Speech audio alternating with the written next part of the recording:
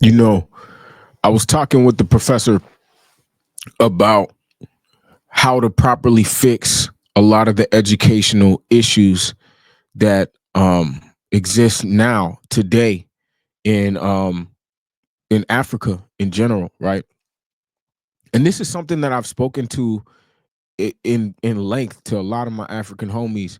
Um, that the questions we have concerning the continent, a lot of them were already answered in Black American history.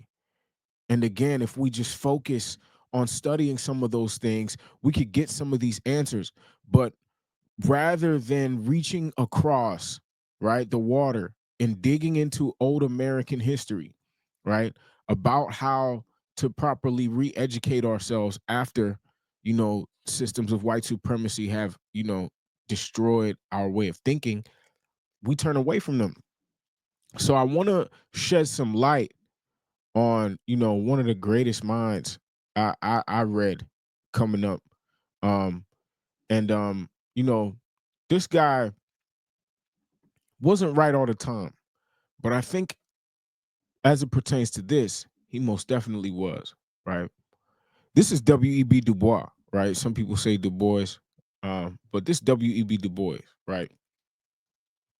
Du Bois, Du Bois, Du Bois.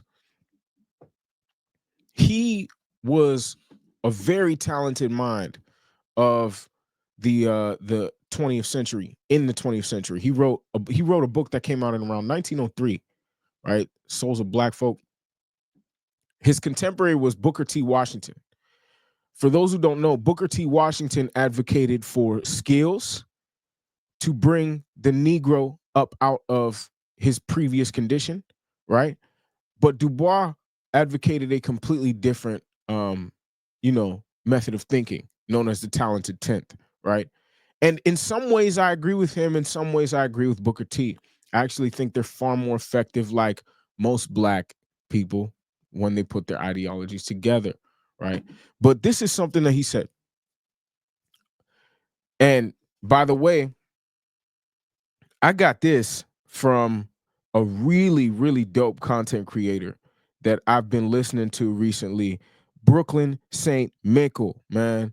Brooklyn St. Michael, right? I don't know if that's how you pronounce your name, but shout out to Brooklyn St. Michael, man, because his breakdowns are absolutely beautiful.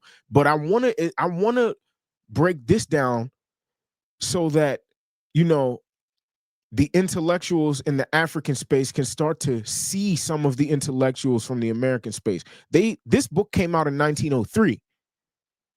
You're hard pressed to find African literature from 1903 surrounding the question of how to deal with white supremacy and how to re-educate our communities after white supremacy. So let's dive into this. He says a saving remnant continually survives and persists, continually aspires, continually shows itself in thrift and ability and character. The problem of training the Negro is today immensely complicated by the fact that the whole question of the efficiency and appropriateness of our present systems of education for any kind of child is a matter of active debate in which final settlement seems still afar off. Consequently, it often happens that persons arguing for or against certain systems of education for Negroes have these controversies in mind and miss the real question at issue.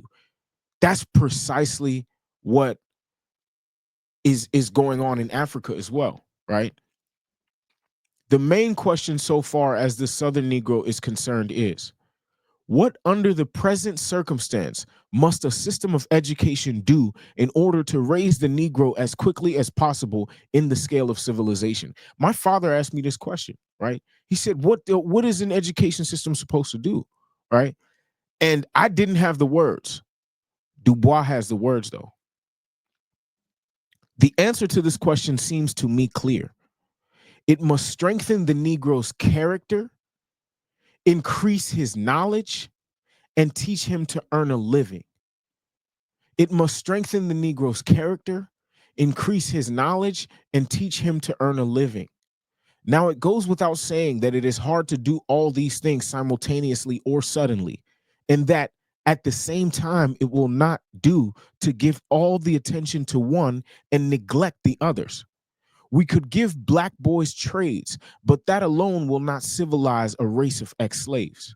We might simply increase their knowledge of the world, but this would not necessarily make them wish to use this knowledge honestly. We might seek to strengthen character and purpose, but to what end if this people have nothing to eat or wear? A system of education is not one thing, nor does it have a single definite object, nor is it a mere matter of schools. Education is that whole system of human training within and without the schoolhouse walls, which molds and develops men.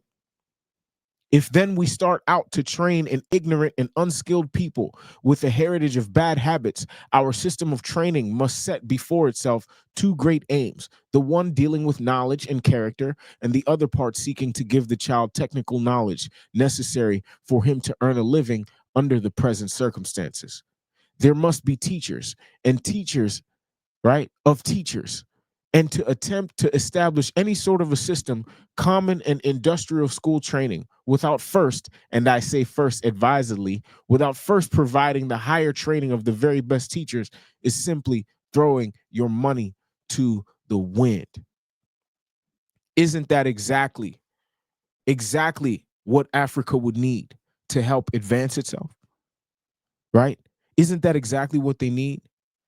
Training in character, first and foremost. That was the first thing he said. In character, in knowledge, and in how to earn a living. Far too few Africans are focused on character. Character does not concern us. Knowledge may concern us, becoming a doctor, becoming a lawyer, right? To earn a living, this state of earning dollars, right, is where we are. We have this large group of, whether it be highly educated, highly employed, but where is their African character? Where is the character that is necessary for those skills to create a human being, a developed man that is able to benefit their community? I do believe that that is the element that is missing within our culture. We have skilled people. We have people who earn a living. We do not spend nearly as much time developing and molding and growing the African character that will be necessary for those skills to actually be useful. Tell me what you think. Like, comment, subscribe.